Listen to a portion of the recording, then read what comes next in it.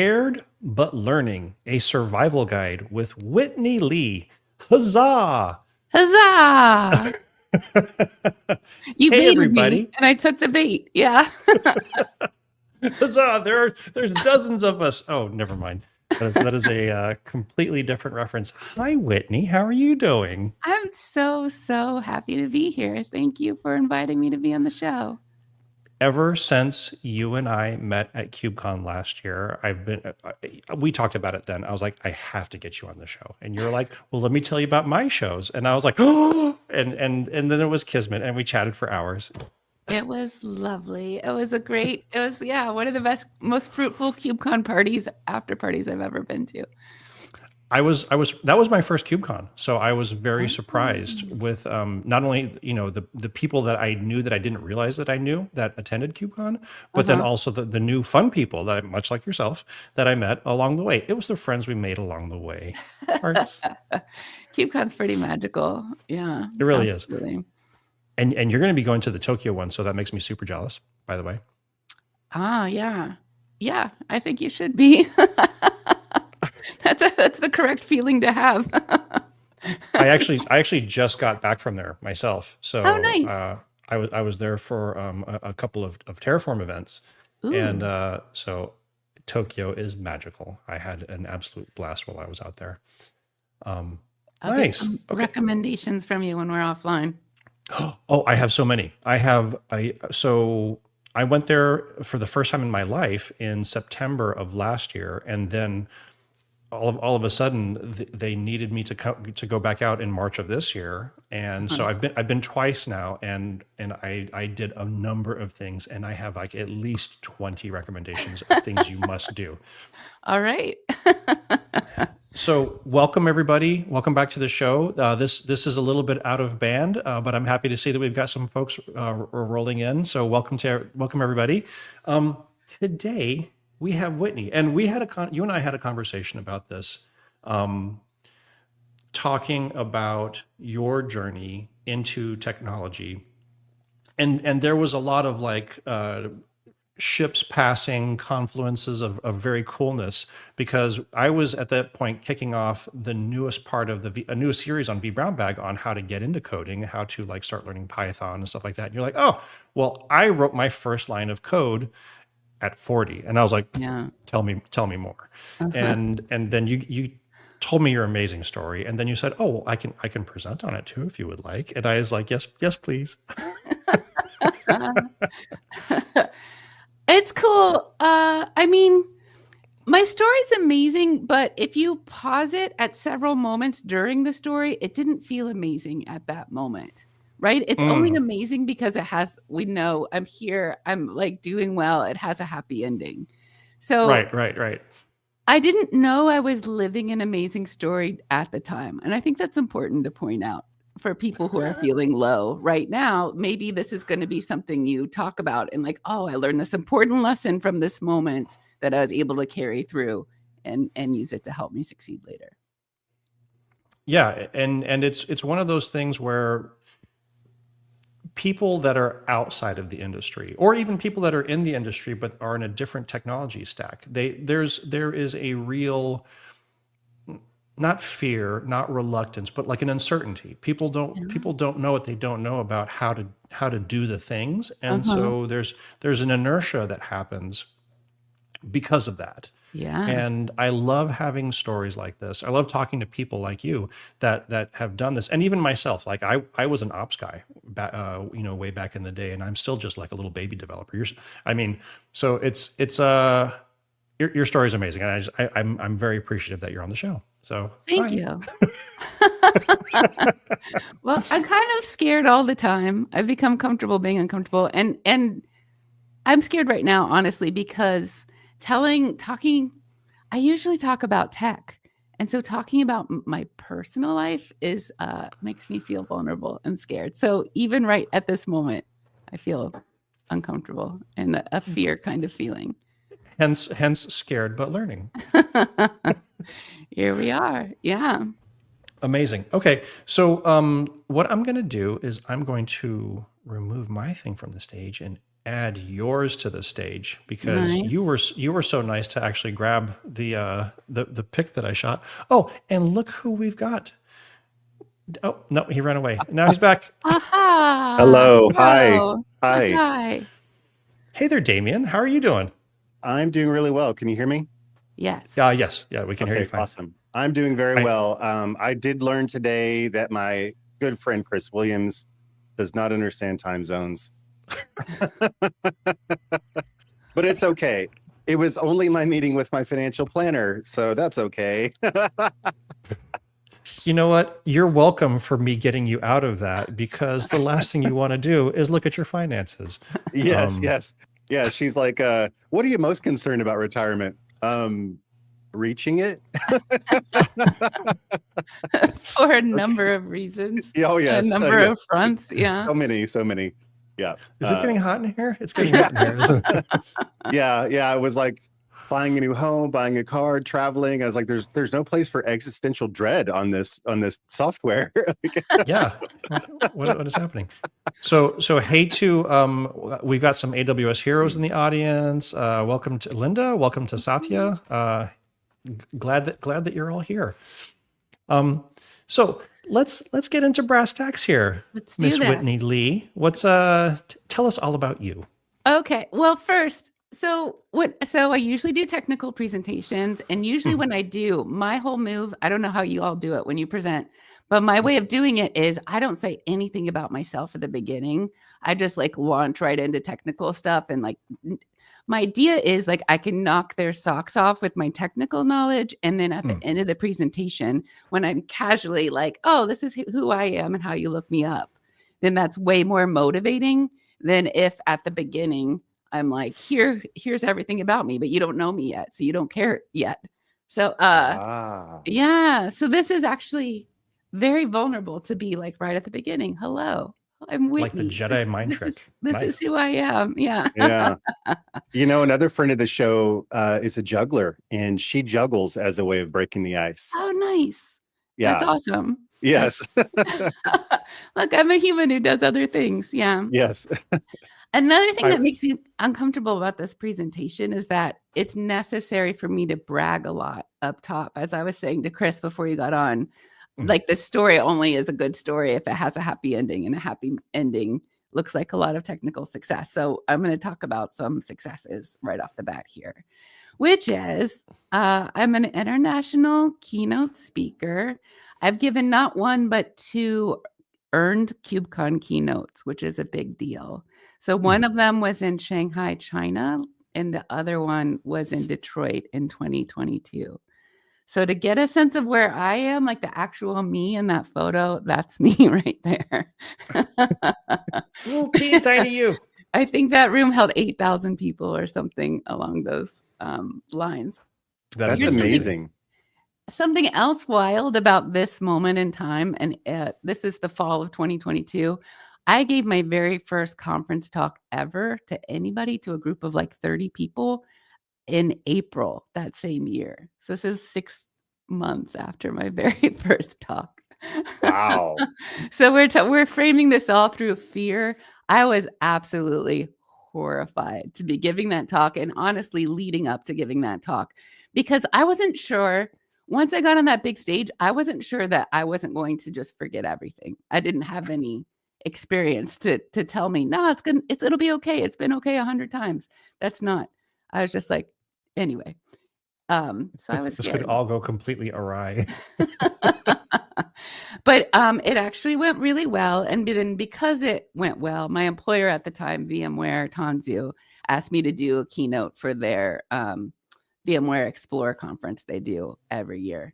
So that's cool. And then I also give all kinds of community keynotes and community breakout talks all over the world. So just next week, I'll be in Costa Rica doing a keynote for KCD Costa Rica. I'll go to Japan to talk at KubeCon Japan later this year. And about a year ago, I keynoted a conference here in Austin, DevOps Days Austin. And that's where I actually wrote this talk, like all the slides. And they're the first ones to ask me to give like a real talk about my story. And I hand drew all of these slides about my talk. That is awesome. So are you currently in Austin? Yes, I live in Austin, Oh, Texas. You're in so Austin do too, I. yeah? So do I, Uh-huh. yeah. Yeah. Oh, okay.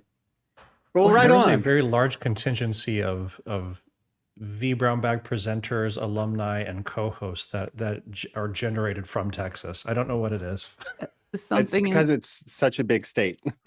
Oh, just population. Just Yes. by virtue of the number of humans, they're naturally just going to get some from Texas. Yes. Yes. It's also Uh, so hot, we don't have anything to do but stay inside and learn about technical stuff. right. Yes. Yes. I actually need to get connected with probably like the local OpenStack or DevOps or Kube folks. So yeah, I'm just a little reminder.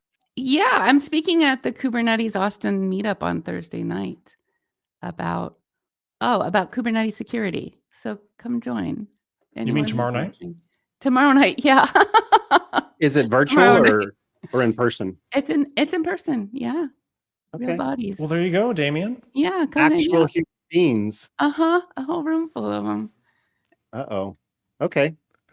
So Yes, I will have to check my calendar. Sorry. Back to you, Whitney. it's nice All to I've get done an is opportunity to derail. plug it. That's all I've done. That's kind of his job, really. Yeah. Join late, derail. Yes, yeah. I want Rinse a and repeat. t-shirt Check that box. says join late, derail. That'd be awesome. Anyway, so I moved to Austin from Ohio in 2003, and I had a fresh college degree, and my degree was a bachelor in fine arts. So my degrees specifically in photography, which we'll talk about in a second. But first, I had 15 minutes of fame as a fine artist, and then I started a career as a wedding photographer. So I did this for over a decade. I worked for other photographers for a while, and then I decided to start my own business, and then I had other photographers work for me. I did the math once, and I think I photographed over 500 weddings, which is just Wow. terrible. I hated it. By the end of it, I really did. I hated it deeply. Wow. I didn't feel like I was growing. It's a very circular kind of like, they're all different, but they're also all the same kind of Yeah. thing. And actually, my very first conference talk was a talk called Codezillas, because I saw a lot of similarities of the like selling and installing software. Then that cycle to the wedding photography cycle, where you educate as part of selling. You need to figure out who the stakeholders are. You need to root out any assumptions they're making. A lot of the same. You just have to be an excellent communicator. But the point is, right now, I deeply hated it. It was the absolute worst. Hate it. Let me tell you how I felt. So in 2014, my brother, he's a professional musician, and his band experienced some success, but it's really just his music, and he played all the instruments or hired people to play what he couldn't play. So he needed to put a live band together to tour, and he asked me to be in the band. So in 2014, I quit my life and joined a band. I quit everything. I dissolved the wedding photography business. I used up all my savings, giving couples their wedding deposit money back. I'd been with my partner at the time for 8 years. They were not supportive, and so I broke up with them. I put all my stuff into storage, and I lived out of a van for a year in 2014. This is one of those by a river.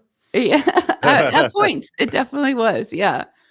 So you don't do half measures, right? It's like all or nothing. Yeah, you That's probably seem pretty very accurate. like wallflowery. You stick a toe in.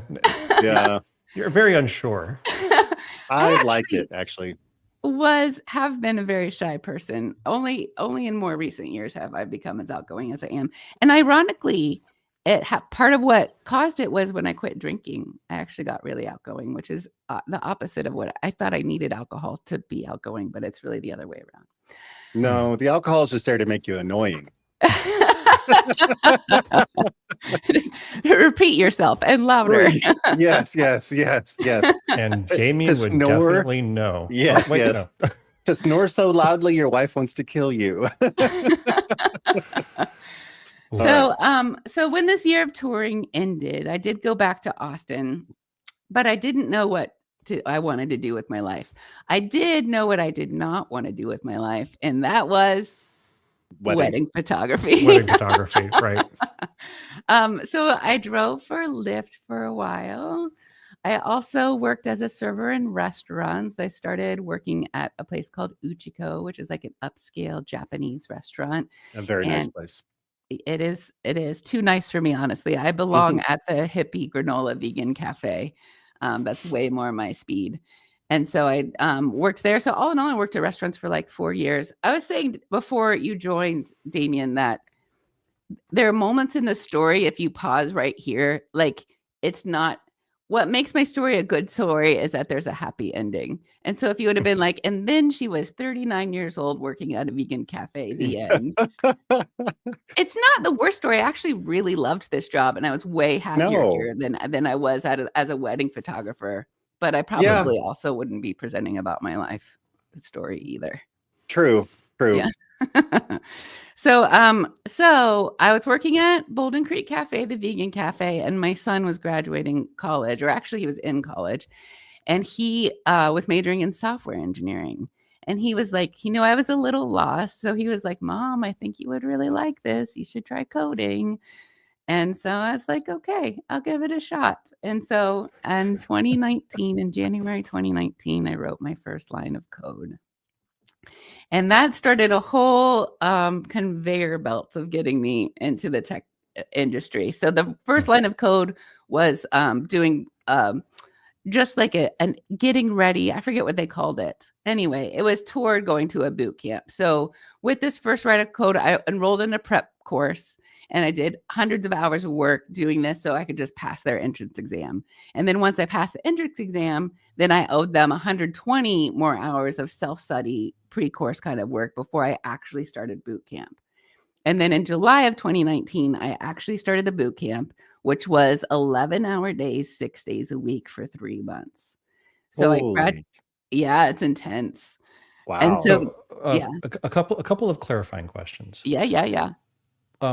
Before you wrote your first line of code, what kind of like exposure to computers had you had leading up to that?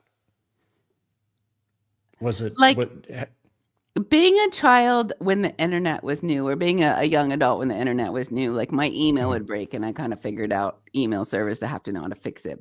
And then I remember once getting into the dev tools and figuring out how to write a script to like Tumblr posts, actually, to auto so like I touched it a couple of times for random reasons, but I never really knew anything. So what kinds of things did you have to learn during the period before starting the boot camp? You said you did a lot of studying in between there and when you got to it. So what were the things you picked up in that slice of time? So I learned, so it was a JavaScript full stack web development boot camp. So at first it was JavaScript and like Katacoda style, solve increasingly harder little problems. And then before I passed, there was something a little more difficult. They give us more difficult, like story-based scenarios that you have a reason to write something. And that was just to get into Hack Reactor. That was just to pass the entrance exam, yeah. And then once I was in, there was pre-course that involved building a rudimentary Twitter lookalike website. I don't remember what else. I think there are lots of functions that are built into JavaScript, and we had to write them out. We had to like figure out how to write them. I don't remember. It's been a long time now, 6 years. And I don't do So, but you had, I mean, obviously you had a laptop. You could shell into it. I mean, there was a baseline of information that you had prior to like learning how to code. That, I mean, I'm just for the audience. I'm trying to like set I knew nothing. So even shelling into a machine, if I was shelling into something, I was following an instruction and doing it blindly without knowing what or why I was doing it. There was a lot of that at first, just doing what the instruction said without understanding. This is awesome. So I mean, this was a huge shift for you. I mean, yeah. Yeah. And This And is very so inspiring. thanks. And so the boot camp was July through October. I graduated in October. I remember containerizing an application and deploying it onto a web server. And in retrospect, I know what I did, but in the moment, Introdex, I didn't know. And so I graduated in October of 2019. And then right after I graduated, I applied to be a cloud developer at IBM. So I learned about Kubernetes for the very first time in preparation for that job interview. And specifically, I remember learning the basics of Kubernetes from the IBM Cloud YouTube channel, from these cool Lightboard videos on IBM Cloud. And so I studied these videos. I made flashcards. In 2019, they didn't really have like Minikube and Kind clusters and that sort of thing. So I didn't have to actually code about Kubernetes. I just had to talk about what it did. I containerized an application as part of the process, I remember. But I interviewed and they hired me in November of 2019. So less than a year after that first line of code, I was employed as a cloud developer at IBM, which is, woo! So specifically, my job was pre-sales. So I would travel. Well, the idea was that I would travel to client sites to build out proof of concepts for people, for potential customers using IBM products, and then move on to the next one. So I wasn't even really meant to get into the client's environment, just show them what IBM can do for their particular thing. But the hundreds and hundreds and hundreds and hundreds and hundreds of hours I spent learning to code throughout the year, that was all full stack web development. And I just got a job as a cloud developer. Right. And, yeah. And I am so glad I did not know what I did not know. Because if I would have understood the enormity or the disparity between those two, well, the disparity between the two and then the enormity of like everything possible or all the concerns around cloud development, I would have been horrified. I mean, I already was horrified, but I would have been even more so. But I was so determined to do well. But when I started, What was it about full stack that attracted you versus like, I want to learn Python or literally anything else? This program had a good reputation, and that's what, and there was, back then there was some sort of nonprofit that kept track of all the boot camps and how many grads they were able to place into jobs, got jobs after graduating. And this one had a good results and positive reviews. So it had nothing to do with what I was learning. It was only about getting a job and learning something. I didn't know. Here I was thinking your flair for the artistic attracted you to web design. You're giving me too much credit. Yeah. Oh, I'm sorry. I assumed you were a badass. You're way off base there. Well, good try. I mean, a lot of people make that mistake. To be clear, she is a badass. Yes. Yeah. So have you seen that meme that's like, is Kubernetes easy? And the guy has like a sheathed sword that says yes on the sword, and then he opens the sheath and it says, "Yesterday it made me cry." No, but that's wonderful. Okay. I work with Kubernetes literally every single day at my job, and so does the rest of my company. And so, yeah, that's a popular he has meme. that sword. He actually has that sword now. I actually should like 3D print that sword or something. That'd be hilarious. That'd be amazing. Oh my God. So I had this adult job as a cloud developer, and I knew nothing. And I felt so much imposter syndrome. So I felt like any second someone was going to walk by and realize, like, what is she doing here? She doesn't know anything. She doesn't know enough to be here. We've made a terrible mistake. What have we done? And to put this in perspective, there was so much I didn't understand. It took me months of being at IBM before I really grasped that when people say a box, they mean the same thing as when they say a node, which is the same thing as a machine, which is the same thing as a host, which is the same thing as a server, that every time they just mean computer. Like I understand they're slightly different in different contexts, but my brain wasn't wrapping around like, oh, that's just a computer over here. Oh, it's just a computer over there. Like, oh, it's a computer. It's just a computer. That's a computer inside a computer. Yeah. Got Um, it.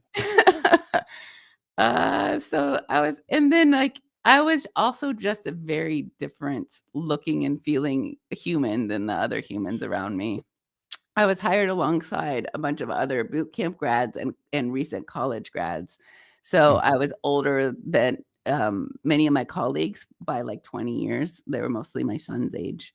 So I was at least used to that demographic. And there were also very, very few women, like less than 20% of women in this cohort at IBM. But I was so determined to do well at this job. So one thing I did to do really well was pay attention to every single meeting, even this one where nobody's camera is on. It's so boring. There's so much jargon, but I was there studying, like I'm trying to wrap my head around what was happening, taking notes, like even though no one would ever see my notes, just trying to reframe and understand what I was seeing. It was boring. And then we'll talk about this later. But I also love Anki as a way to learn a lot of information in a little bit of time. So I made Anki flashcards of every bit of jargon I came across, every acronym I didn't know, which was all of them. And I would study my Anki cards each morning before work. So when I did learn something, it would actually stick. And fun fact, I still use Anki today. And we'll talk about it later. Cool. I also got my first mentor, Maurice. He was a career mentor. So in my life, this is not only my first ever tech job, but it's also my first ever corporate job. So the corporate culture felt very strange to me. So I would ask Maurice stuff like, why is everyone saying Q2 at me? What's Q2? This Q2 thing I'm hearing all about. And it still seems a little arbitrary to me that the corporate world like thinks in quarters and takes these deadlines so seriously. I understand it's something to do with stonks, but it's stonk related shenanigans. Oh my gosh. Whitney, you are so freaking cute. Something to do with stonks.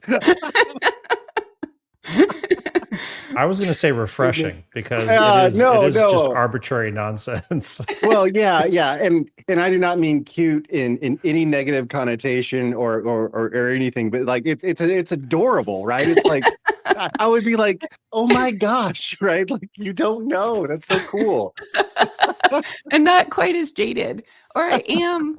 I don't know, like the corporate stuff. I really love a manager that's like quote unquote shit umbrella. Like I very much limit my sphere of concern to my sphere of influence. And I don't care to think beyond it because I don't have control. And that stuff's just weird. Yeah. I love that outlook. Thanks.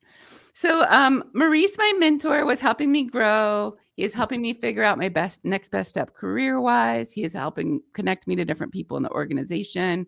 And much later down the line, when it was time to get a promotion, he was the one whispering in my ear to, hey, it's time to get a promotion. And time went on. I made progress. I was scared all the time. I thought I was going to get laid off every minute, but I didn't. And then when I'd been there just a few months, I saw this Slack post in the IBM specific Slack channel. I said IBM specific. It's Austin, Texas specific IBM Slack channel. And this post intrigued me, and it was a call for SMEs. And they wanted SMEs to make lightboard videos like the one I saw when I was studying. It was so it was this call for SMEs. And do you know what I did? The first thing I did when I saw this post. You raised your hand. You asked what's an SME? I had to Google what is an SME. For the uninitiated, SME stands for subject matter experts. Yeah. And at this point, I mean, I had been there for 3 months when I saw this post. So there's no world where I'm an SME in Kubernetes or anything. But and you did it anyway. Yeah, I did. Yes. Well, here's what it was. It was a Google form. So I clicked the link to get more information. It's a Google form. It doesn't give me more information. And then it's like, well, maybe someone else writes the script and I just have to perform it. I have a performance experience. I was in a band. I was always in bands, So I mean, I want more information. The only way to get it is to fill out this form.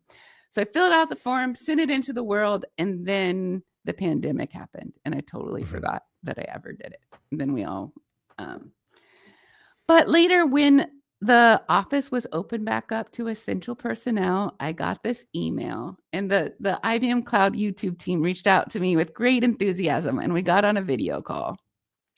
So I remember getting on this video call with them, and they kept using the word rock star.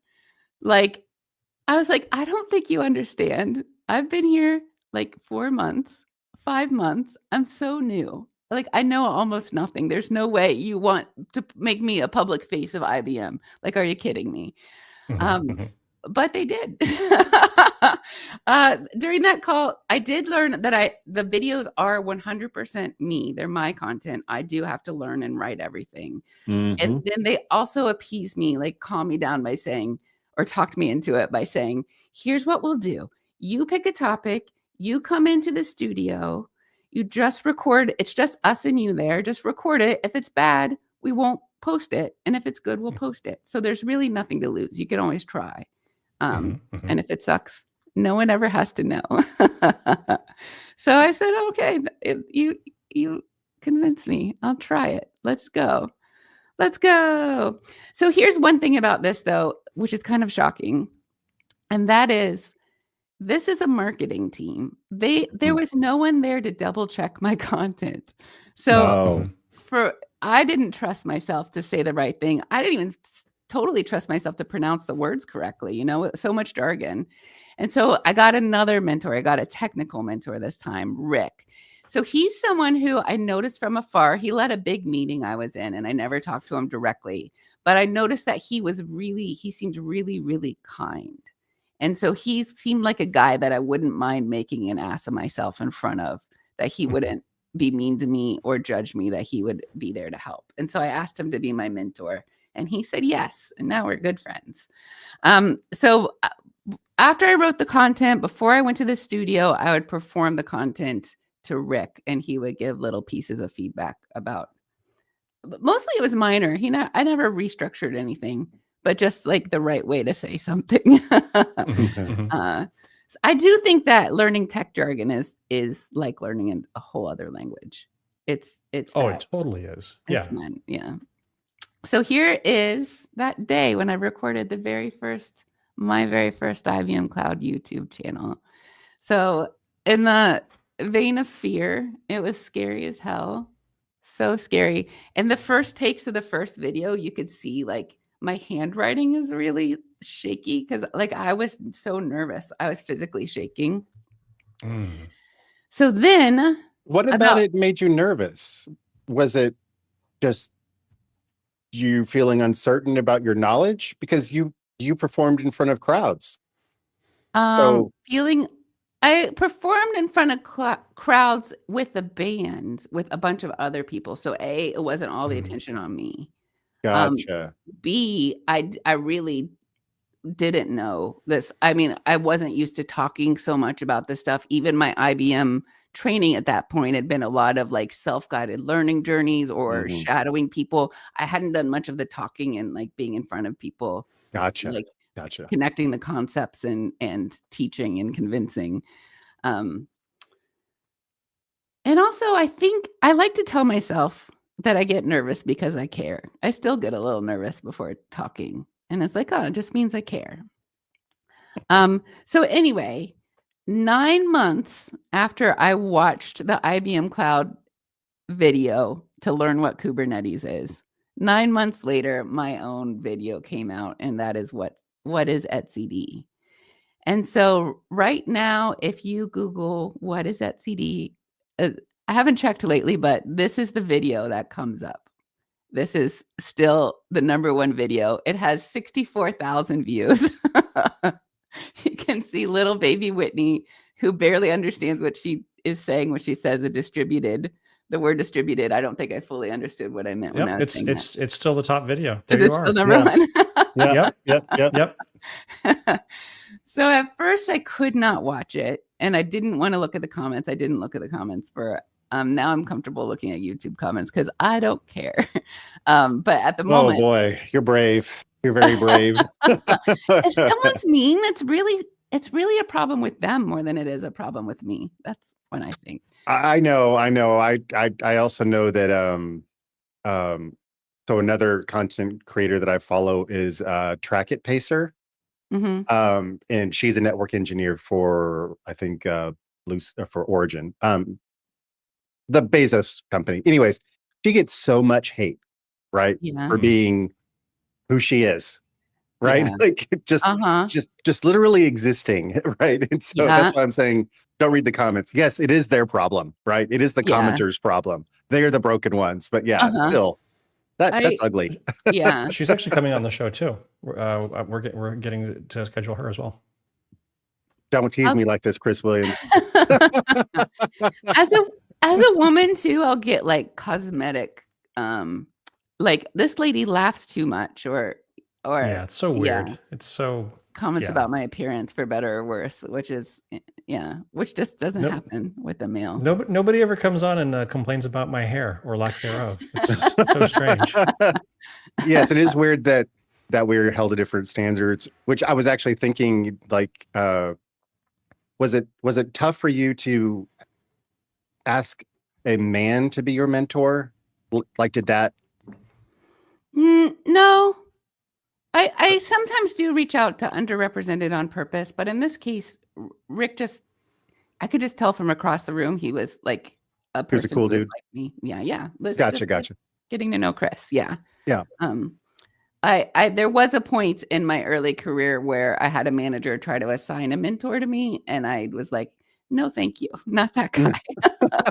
Yeah, I understand. I'll pick my own. Thanks. Yeah, I got Yeah. which brings up a good point, which saying no is a good thing sometimes. Yeah. So anyway, this was scary, and reading the comments and stuff was scary. Having it be so public was scary, but I got a lot of positive feedback too, especially from personal people like my coworkers and stuff. So I did make more throughout my next year at IBM. So I ended up making 7 altogether, also these 6. And I think if we added it up, there's probably between 1 and 2 million views on all of these videos, which Nice. is more about the IBM Cloud channel doing a good job than me necessarily. But it is pretty fun to rewatch and see like how I framed things. Honestly, what it taught me was like a beginner teaching a beginner does a really good job at teaching a beginner, as opposed to a super advanced person trying to pull it down to beginner level. Yeah. So it made me feel like my voice is legitimate, even though I'm not the most knowledgeable person in the room. Yeah. I hear you. I'm actually experiencing that in real time. I create content at my job that's technical. Yeah. And we just hired a guy who was trying to use our software, and and my doc said to do this as root, and he's like, I didn't even know about sudo. What is sudo? And I'm like, this is really great actually, because like I've encouraged some of my non-technical marketing people, like, go watch my videos. Uh-huh.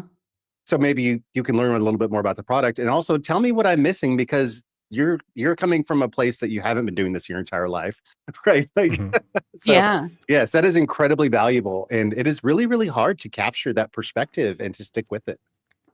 So It's amazing really job. something when somebody is brave enough to learn in public. You capture something that when you become intermediate or advanced at said topic, you just gloss over it at that point. Like as an advanced user, of course you would import this package or you would do it this way. And as if you're learning as a beginner in public, then you're like, okay, well, this is what an import statement means, and this is how it goes out and grabs a package, because I didn't know this yesterday. So now here we go. And you can walk through all of that with your audience, and you can establish a very strong connection by doing it that way. Absolutely. But then there's some of it too, as your own learning moves on, you don't want to repeat some of that basic knowledge over and over again. Right.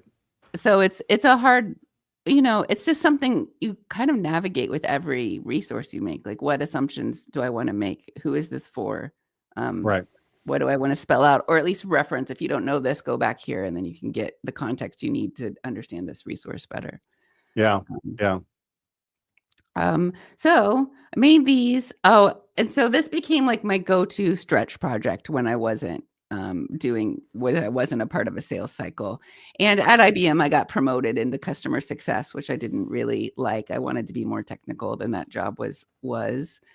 And so I heard that there's this job in the world called developer advocate, where what you do is make content. That's your whole job. And I was like, yes, please. That's what I want with my life. And so I found at VMware that there's this developer advocate position open. But the thing is, it called for deep Kubernetes expertise. So you said, well, here's my video series, as you can see. Where you can clearly see I'm a beginner, by the way, in the way but just like applying to do the videos, like there's no harm in having this conversation. Like I'm going to apply anyway. Because I want to talk to people. I want to understand what the developer advocate's like. Like I want to understand what does deep Kubernetes expertise even mean, and how can I be on a path to get there? So I applied to this job, and I definitely did not get this job because I was totally underqualified. But they did make a whole new position on the team just for me. And they hired me to be on the advocacy team, not as the Kubernetes expert, but as someone who makes Lightboard resources for beginners. Awesome. Amazing. So they bought me this Lightboard studio. You can see it behind me here too. And they hired me to be a developer advocate at VMware Tanzu. And that was my job for over 3 years, and I loved it. Well, we should say that I grew to love it. At first, I was horrified and really battling imposter syndrome in a big way. Because it's one thing to like casually resource the next tech you're kind of curious about over 6 weeks and like make a little 10-minute video about it. And it's another thing where it's like your whole job to crank out content and feeling like I didn't even necessarily have the jargon right, or like not be able to like super speak about it comfortably without it being a script. So I actually, during my first months of VMware, I went to a counselor specifically for imposter syndrome because I got so up in my head about making stuff. So when I tell my magical story, I want to be sure to talk about the down moments, or the moments I doubted myself, and the moments I had to reach out for help to other people, because that's important. I didn't just like blast my way to the top without these kinds of valleys too. Yeah. Funnily enough, so I worked at VMware for 5 years until the acquisition. That was a company with real heart and like real genuine culture, as opposed to IBM, which is less so. What you're putting down. And I do feel like VMware might have like over rotated a little bit about that. Like I remember there was like regularly occurring employee resource meetings about imposter syndrome and dealing with being stuck at home for COVID and just like all this stuff, right? Like and I guess I was just thinking like that's a great place to go through imposter syndrome, because VMware genuinely did care about its people.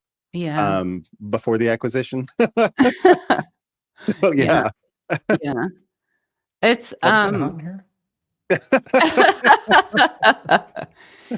when you're new in tech and you look around and everyone knows so much more than you just assume everyone knows everything. And then the more you know, the more you realize how much people around you also don't know. If that makes And I was definitely in a zone where I felt like everyone knew everything and I knew nothing. But now I feel like nobody knows anything, which is a more comfortable place. Yeah. I think it's kind of that like trough of learning, right? Like now you're like down in the kind of the expert level where you're like, wow, everyone's making it up. Absolutely. That's where I live Yes. right now. That's where I live. Yeah. So once I got over imposter syndrome, I made a light board show at VMware called Enlightening. And so basically, I had this problem where I was really new and I needed to create a lot of content. And the way I solved this problem was with this show where I'd invite an expert to come on to my show virtually and teach me about whatever technology or concept that they're an expert at. So I would go into these episodes knowing absolutely nothing by design. I know nothing about the technology you're trying to teach me. And it's up to you, the viewer, with your words only to describe to me what problem is this tech solving? What's a succinct definition of what it is? How does it work? What are some use cases? Like however you want to fill the board. But really, I want to know what problem is it solving and what's a succinct use case at least. Yeah. And then you can go from wherever you want. And then it was a live streaming show. So this one is about a VMware technology called Cartographer. This one's about Sigstore. There's actually a lot. Sigstore is really easy to use to sign and verify images, but it's actually quite complex under the hood. But I would ask a ton of questions along the way. Like I'm actually writing out my knowledge, so there's nowhere for me to hide. I can't say and pretend I understand something that I don't understand. I'm reframing it and then putting it on the board. And this one is about cloud native build packs, another one that's easy to use and hard to understand. So I did about 100 of these episodes, quite a lot over the years. And now I host a lot of other shows too. So I don't do this one right now. I also got laid off, which we'll talk about shortly. But I stopped doing it when I left VMware, and I haven't decided whether I'll pick it back up. Well, the good news is I was actually a little bit concerned that maybe they had gotten rid of those videos since Broadcom. They're still there. I'm so excited, actually. I'm gonna watch these because I need to learn. I need to learn some of this stuff in my day job. And good. like an introduction to Fluentbit. Hell yes. What is Fluentbit? We use it. I don't know what it does. It's a logging solution. It's deployed as a daemon set.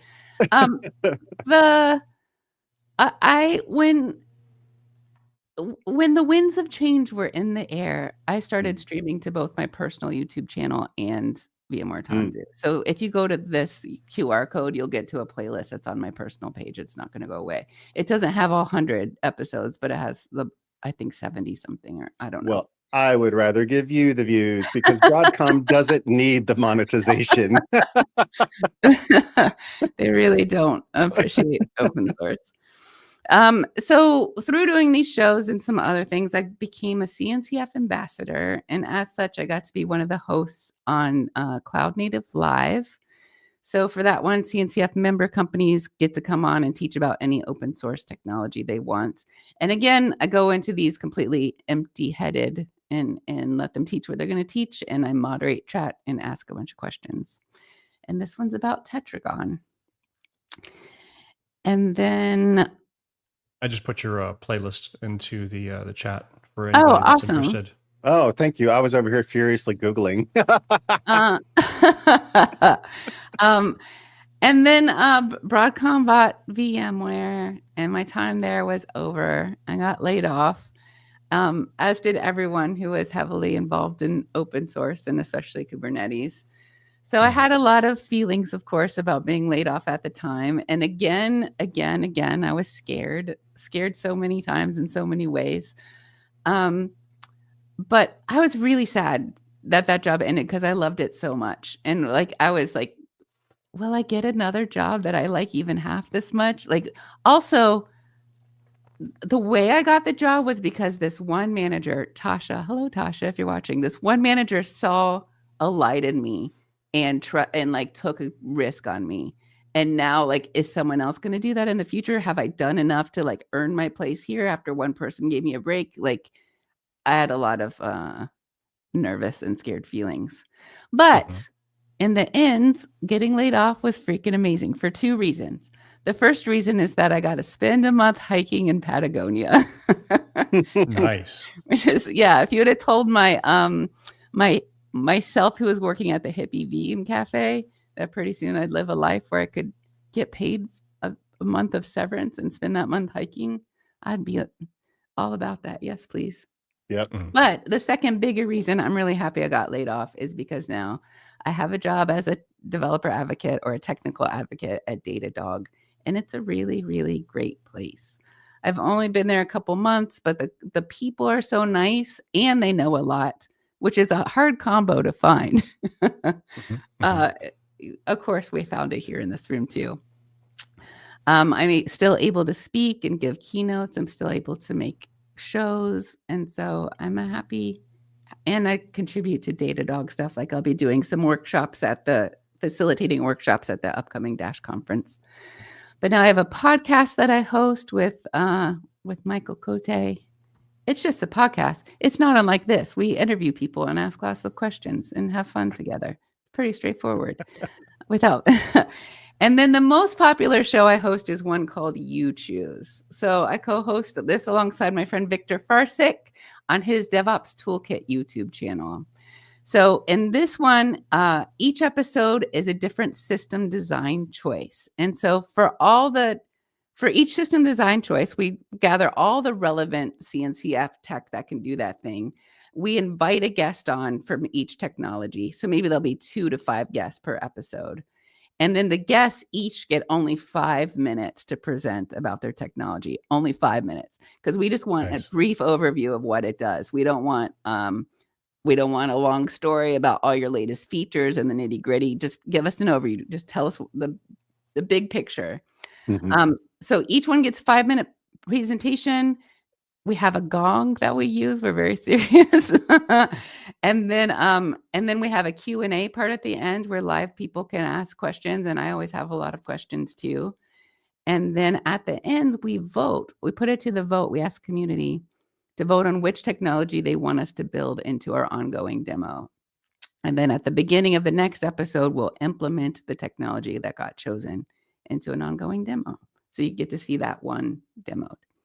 It's a lot of fun. We have a really good time, actually. This service mesh one is very spicy. Get all the maintainers from different competing projects together to have a conversation. It's awesome. Wow. And I've just posted the link for the DevOps Toolkit for those who are interested in that as well. Oh, cool. Yep. That's Victor's. And yeah. If you are on our YouTube channel, I actually added Whitney's YouTube channel as a friend of the V Brown Bag on our home tab place. So yes, you can get to hers through ours. Or just go to Wiggity Whitney directly. I didn't even know you could do that. That's awesome. Yeah, actually, yes. I just learned that the other day too. So I did it. Look at you flexing that knowledge. I'm unaware. Yeah. Well, we're all just learning in public. Look at that. Yeah. I learned about moderating a YouTube channel from the V Brown Bag, and now I do it at work. So hey. It's actually how I got my job at HashiCorp was because of my V Brown Bag work. They were like, "Hey, do that for us." And I was like, "Oh, that's a real job for actual monies." Yeah, you get it. They said, "Yes, please." That was effectively how I was hired as well. It was like, "Oh, the V Brown Bag." Yep. Amazing. Yeah, we're living the life, friends. I'm quickly going to flex about the different system design choices we've gone over in You Choose. We've done container building, container image registry, application configuration, certificate management. Crossplane, we featured that one for an episode about how to provision and manage a database from within Kubernetes. And then Schema Hero to declaratively define a schema for that database. We have, which one just appeared? Oh, DevSpace for developing on Kubernetes. Argo CD was for GitOps, the winner of our GitOps episode. Contour for Ingress, KubeArmor for runtime security, external secrets operator for secrets management, Cilium for MTLS and network policy, Kubescape for Kubernetes scanning, Notary Project for image signing, Spiffy Inspire for workload identity. We have Keycloak for authentication, OpenFGA for authorization, Headlamp for Kubernetes visualization, Prometheus and Thanos for Kubernetes metrics and scaling, Jaeger and OpenTelemetry for tracing, Istio for service mesh, and OpenCost is back there too. For Did, yeah. did you have all of that memorized? Oh yeah, Or yeah. That's wow. yeah. I needed a minute to flex my technology knowledge. Usually Yeah. when I do this talk, I do it as the first half of a tech talk, because as a woman in tech, I feel like I get asked to do soft skills talk a lot, which is great. I have good soft skills things to say, but I also just want to break some stereotypes when I get the opportunity. Yeah, Oh, yeah. absolutely. Do that. That's amazing. Keep doing that if you'd like. Thanks. Well, if you want another talk later about Kubernetes security, we can do that. So I've been making a show for like 2.5 years. It's 40 episodes. And it's wild in this one to see the very beginning episodes, like the version of me from even 2.5 years ago who was so afraid. And the version of me from current episodes where I'm like totally just bossing around a bunch of project maintainers. But I think, again, the trick is to be comfortable being uncomfortable. And then one more, I just started a new show last week. This is called Thunder. It's related to the Enlightening series I did.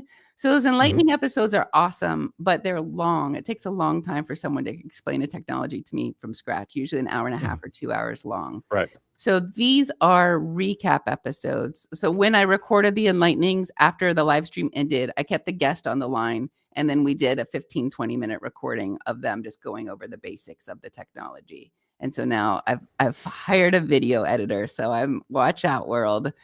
And man, I'm so jealous. well, I mean, you can hire them too. It's you just give them some money and they do what you ask. Yeah. Nothing to be jealous about.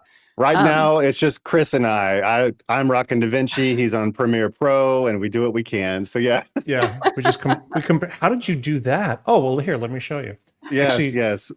We're in the process of using Google Studio AI to explain the applications to us, like in real time as we're screen sharing. That's fun. It's actually been very effective. It's been super fun too.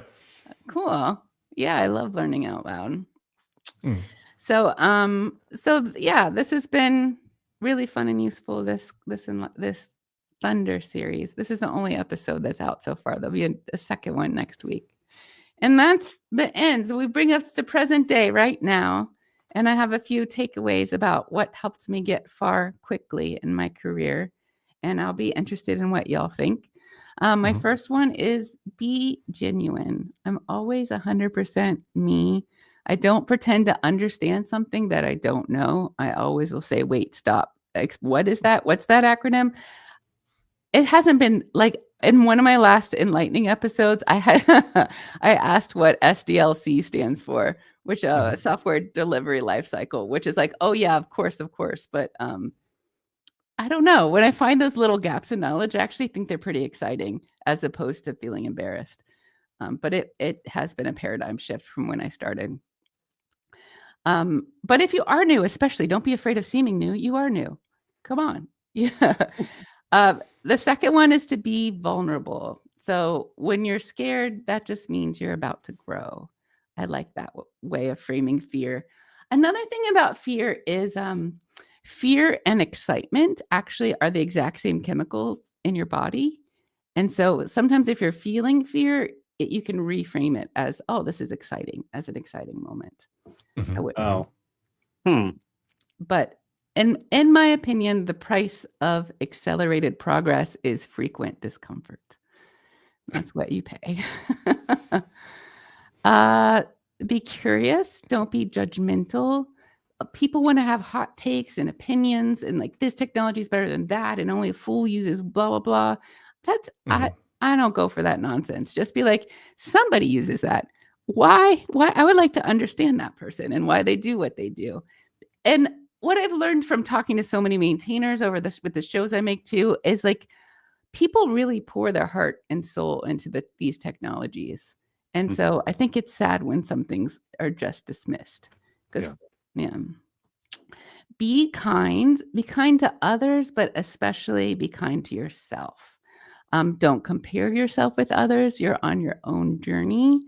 The people around you, they're your community. They're not your competition. And I was definitely raised with the fixed mindset. I was definitely raised to see people as competition. And as part of my software journey, I actually first learned it in coding school to try to flip that script and have a growth mindset instead. And it is the best. Highly recommended. Everyone Mhm. around you is community, not competition. There's room for everybody. Have a loose sense of identity. So it makes me cringe when I hear people say, I can't draw, or I'm not creative, or I'm not technical, or say anything absolute about themselves like that. I think you're a manifestation of where you put your time and attention, wherever that is. Yeah. It can be anywhere, for better or worse.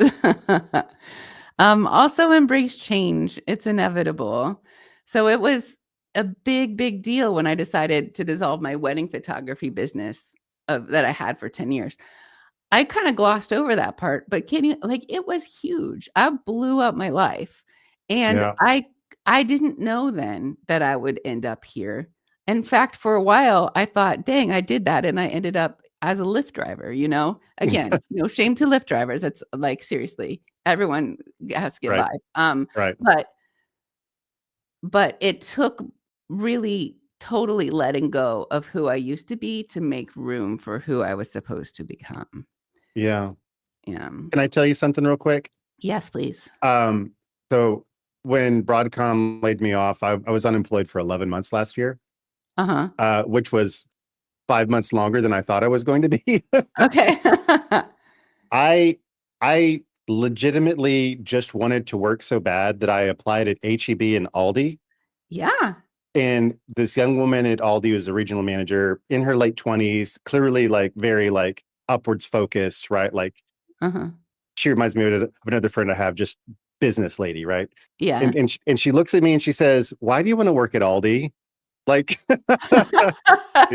yeah, I see that you worked for, you've been in technology all your life. Why do you want to be a stalker? And I'm like, bro. So, I actually got declined for those jobs, and that hurt.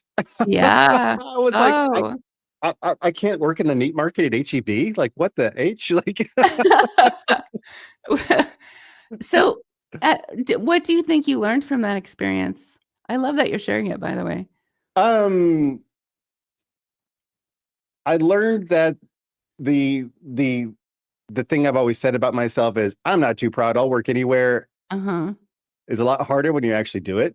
Yeah. Um, and second, like I totally get it. I cook at home. I do home cooking, right? Uh-huh. I'm not a butcher, right? Uh-huh. Like the young woman regional manager at Aldi wanted someone who wasn't going to be there for only 3 months, Yeah. right? Like I understand I wasn't qualified, but it's still weird going to a place where you are wholly unqualified, Uh-huh. right? And it's not like I was like, I want to be a heart doctor today, right? It was like, this is something I can do, but Uh-huh. still being told no, right? It was just like Uh-huh. that hurts. It hurts. So I yes. I love that you're sharing that. I know someone who got laid off recently, and I talked to him pretty quickly after he got laid off, and he was torn up about it. And then I talked to him about 3 months later. I think he forgot he talked to me before, and Mhm. he had a completely different version of his own story. He was like, "Well, my contract was there, I only ever intended to work there for X number of years." And Right. so it was mutual, and I was like, "I know the truth. You told me the truth before." Yeah. But, Yeah. I think he lied to himself because he couldn't, look at it straight on because it hurt his sense of self too much. Being laid off was my best case scenario because I was very burned out. And honestly, Mm. it was the best thing that happened to me taking that time. It wasn't Yeah. easy. It Yeah. sucked. Uh-huh. Yes. Yeah. I agree on both counts. Yes. Um, One of the things that technologists, I haven't been in any other career field, so I don't know if this is, crosses into other things, but technologists really internalize, like, I am a technologist. They like their job becomes their identity. yeah. Yeah. And when we get laid off, which unfortunately in 2025, we often do. Yeah. We get the wind knocked out of us. We get our knees clipped. It's really, I've been laid off 3 times now, and one of them was just completely out of the blue. I now make it a point, like if I hear of a friend or somebody in the community that has been laid off, I reach out to them and I say, hey, you aren't your job. Yeah. This too shall pass. There's there's a lot of things that I needed to hear when it happened to me, so I make sure that I say those things to other people when it happens now. I Yeah. love that you're paying it forward. Yeah. Mm.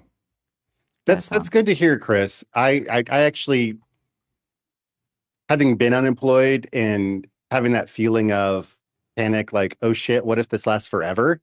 But also Mhm. knowing that it could change the next day, right, is a weird Right. place to be.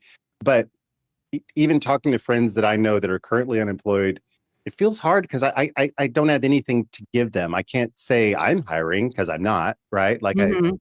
right? It's like I don't really know what to give them, but that's a good thing to give. I should have talked to you about this before, Chris. And I'm so glad we accidentally, serendipitously did it here. Well, see, I mean, that's so my degree is actually in psychology. Ah, Going back to, folks that didn't have like the traditional training or the yeah, CS or degree or whatnot. Conflict resolution and being a therapist for a couple of years helps in some, well, actually it helps more now that I'm like in my like architectural consulting phase, because 9 times out of 10, the problem isn't technology. The problem Yeah. is people not getting along and then fighting yeah, about technology. So yeah, yeah, it all comes around. I mean, yeah. yeah. People sometimes think that like their work lives outside of the human condition, right? Like I remember Mhm. being at VMware and saying, uh, you wouldn't do this to your family member. You Yeah. know, you wouldn't do this in a marriage, or it maybe you would, but then, like, why are you surprised when something bad happens after you made this decision, right? Like, Right, because they're right. just people, right? Like, there's going to be a thing there. So yes, that is very, yeah. It's weird how people forget, like, oh, I can make this Wow, decision in a vacuum, anyways. we're getting Um, a lot of comments on exactly this topic. yeah, Struggling, work-life balance is tough if you internalize a work ethic and then make it part of your personality. I mean, yeah, Mhm. game over Dave is absolutely right. Yeah. Uh, yeah, we, I'm guilty. we are humans outside of whatever gig we're doing. And the 9 to 5 gig is one thing, but don't make it be part of your personality. Go out and pick up photography as a random hobby that I might have just thought about. Yeah. I do like yeah, to think of myself as like a learner or a creator, or like kind of broad, like the ways I do give my identity to something, I try to make it broad enough that it can be pointed at anything. Like I'm a learner, and I'm learning tech right now, but I could point that light toward learning languages or learning, I don't know, how to be a Totally. potter. Yeah. yeah. When I have friends that say negative things about themselves, I usually say, don't talk about my friend like that. You Yeah, know, that's nice. like, Oh, I love that. I'll say that to my wife. Don't you effing talk about my wife like that. Like, I said earlier I wanted to make good on my promise to bring up yes, ma'am. Anki again. So Mm. Anki, are you familiar with Anki? No. Actually, we had another co-host, a presenter, talking about Anki a couple of episodes ago. Oh, So yeah, Oh, is that this is the Amanda? second. nice. It was, yeah, Amanda. Amanda used it. Do you That's know awesome. Amanda Russa? No. Whitney? Famous She- jazz bassist slash sysadmin. Yes. Yes. Sounds like someone I want to know. She works for Datadog. Look her up. She Oh, kicks yeah, okay. ass. She's Yeah? Yeah, amazing. Yes. Awesome. yeah. She's super awesome. Cool. Well, I won't bore you too much about Anki. If you've already covered it recently. My brother taught himself Japanese. He's a fluent Japanese speaker, self-taught, and he used Anki to do it. And he did it. He Wow. shared this book with me called Fluent Forever.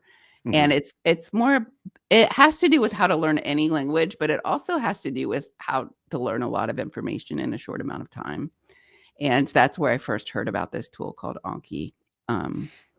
And it's spaced repetition learning. I feel like I could go on about it, but we're over time and I don't want to go down another rabbit hole. So it looks like there's an app for Fluent Forever as well. Yeah, and the app will use the spaced repetition too. Okay, so there's a book and an app for Fluent Forever. Yeah. And then Cool. I basically read the book Fluent Forever and took the techniques and applied it to learning cloud knowledge as opposed to learning a language. So even earlier when I said learning tech jargon is like learning another language, I literally approached learning tech jargon as though I'm learning a foreign language. Yeah. Amazing. That's fair. And I'll That's fair. provide all of the links in the show notes for anybody watching this in the future. I'll have the Fluent Forever link, the Anki link, all of the playlists, and Whitney's now a friend of the show too. So subscribe to her as well. Quick shout out to mentors and collaborators. That's part of the trick. And come say hi to me if you see me at a conference. I always have stickers. I'm nice, as the slide clearly says, so therefore it must be true. Yes. Yeah. It's on the internet. It has to be true. Thank you so much for having me. This has been really fun. Amazing. Okay. So we are a little bit over time, but for everybody that has hung on this long, now is the time for us to do our random giveaway. The prize today is a $50 AWS gift certificate. So the winner today is Daniel Seifert. So Daniel, congratulations. This was the mention that got you in the win. So Daniel, you have won the $50 gift certificate. Heck yeah, Daniel. Please text me, reach out to me either on LinkedIn or hold on, let me just put my little profile thing in here so that I don't want to make it hard for you or anything. There we are. So there's my LinkedIn profile. Tag me and I will get you that gift certificate voucher. Congratulations, sir. Awesome. Congrats. And follow Whitney because there's a QR code for her right there. Yeah. Yeah. Yeah. This is amazing, Whitney. Do you want to be part of the V Brown Bag? We need more amazing. I think she's got enough podcasts already. Thanks. What if you had more? It's like cats or dogs. Like, you know what this house needs? One more mouth to feed. We can talk offline about actually on Thursday night when I see you at Kubernetes Austin. Yes. I need to see if I'm even available for that. Now you have to go. Now I'm committed. Yes. Yep. Yes. All right. If you're trying to wrangle her into the show, you gotta show up for her stuff. I know. I just wanted to make sure my schedule is clear. I'm putting social pressure on you too. It's really okay if That's you're fine. we can still be friends. Butterfly, Damien. That's fine. Awesome. All right. Well, everybody, thank you for sticking it out with us. Whitney, thank you so much for coming on. Thank you. Yes. I love the content that you create. I love the journey that you've had. You're an inspiration to V Brown Bag viewers, myself. We have a lot of folks that use the V Brown Bag content to do transitions into technology or learn new technologies when if they've been in the field for a while. So, like I said, thank you so much. A recommendation for someone transitioning into tech. I read a book called Range. Do you know it? It's called, the subtitle is Why Generalists Triumph in a Specialized World. But when I felt so much imposter syndrome for being around people who have decades worth of experience, like how am I ever going to catch up? That book made me feel like I belong. That book made a big difference. Awesome. Okay. I'll put that link in the show notes as well. That's a fantastic recommendation. Thank you. Thank you. Yes. Thank you. All right, everybody. Viewers, thank you so much for coming, and we will see you again next week. Bye. Bye. Adios.